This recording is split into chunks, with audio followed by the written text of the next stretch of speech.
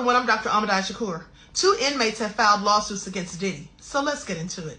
So first off, you have Derek Lee Cordello Smith, who claims to have been at a party with Diddy back in the 90s, and that he, Diddy, and some women were having these relations going on, if you catch what I'm saying. And then Diddy all of a sudden wanted to have relations with him. So he says that at that point he just stopped and went and took a seat on the couch.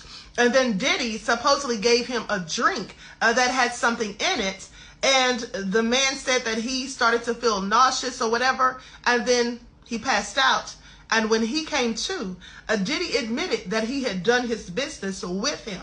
This is also egregious, and please pay attention. It sounds very plausible, even though Diddy hasn't, said that he did this. He's denying all allegations. But at the end of the day, it sounds plausible because Rodney Jones, a.k.a. Lil Rod, said the same thing in his lawsuit. So please pay attention. That same inmate also filed for a restraining order against Diddy for a judge to prohibit him from selling his properties, whether they're in his name or someone else's name, because he says that he has money that is contributed to this, and that he'll lose out on all the money that he's owed from Diddy, and also that Diddy's trying to hide his assets. So the judge did in fact grant him a temporary restraining order to prevent the sale of those properties. Now let's not forget, about a month or so ago, Diddy tried to sell his Humbly Hills mansion for $70 million, even though he paid $40 million for it. So please pay attention. Derek Lee Cordello Smith also says that Diddy visited him at the prison, okay, and basically came there to offer him hush money or just to let all of this go. All right, these are the allegations. Now, with that all being said, you do realize that when someone visits a prison, that it's recorded, and they say that Diddy's visit was absolutely recorded. Now, if these things aren't true that Mr. Smith is saying, why would Diddy visit this man in prison? I just have questions. Please pay attention. And in another facility, in a whole other incident, there's an inmate by the name of Alfredo P. Gonzalez, who's allegedly a member of the Sinaloa cartel. Now, he sued Diddy, saying that Diddy defamed him, and that prohibited him from making the money that he had been making from some of his clients. Mind you, he was selling illegal substances to these clients, okay? I don't know how he thought the courts were going to protect him or aid him in recouping anything from this.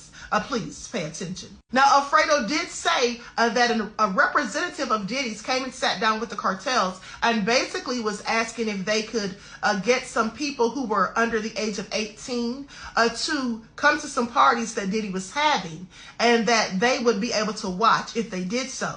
And also they wanted to take some of these people across the border. Okay, this is also nefarious. Now, you already know what that speaks to.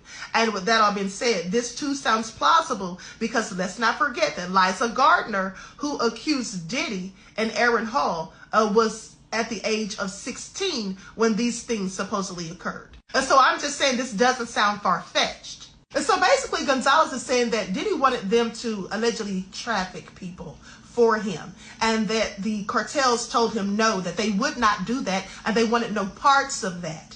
And so he says that's why Diddy started defaming him and saying things about him that caused him to lose money. Now, this is a judge in the case, and she ruled that the case was frivolous. And of course it's frivolous, because as I said, you cannot recoup something that you did illegally, okay? You cannot get the court to uphold that. Not to mention, he didn't prove any of the other elements needed to prove that someone committed defamation, libel, or slander. But this is just all real crazy. They say that Diddy, or Gonzalez alleges also that Diddy has all this power and basically threatened the cartel, that they would pretty much be sorry for what they didn't do for him. And I find that absolutely nefarious. I mean, Diddy threatening a whole cartel? You have to really have some big kahunas to do such a thing, if this is even true. Okay, let's remember it's all alleged at this point, but please pay attention.